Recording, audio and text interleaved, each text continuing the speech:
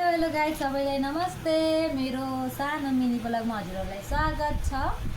आज चाहिँ म चटपटी बनाएर खान लागेको है साथी हो। अनि चिसो पनि छ यहाँ, ट्याक्क पारी यो ग्लासमा हालेर हेर्नु सक्नुहुन्छ। यस्तै हालेर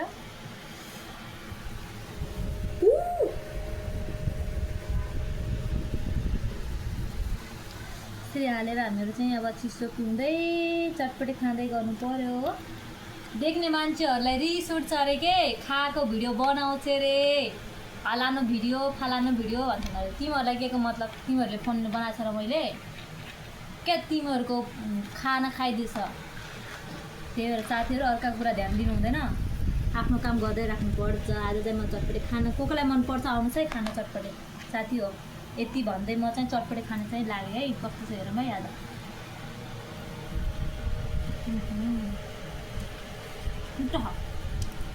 म चाहिँ कलर हाल्दिनँ किनकि कलर राम्रो हुन्छ नि त बडीको लागि, हेल्थको लागि बहुत नराम्रो चिज हो। त्यही भएर मैले सिम्पल चटपटी बनाउँछु, खान्छु महिनामा एकचोटि, मात्र 15 दिनमा एकचोटि खान्छु है।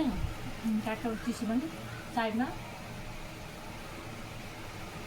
आहा मिठो। बाई बाई साथी।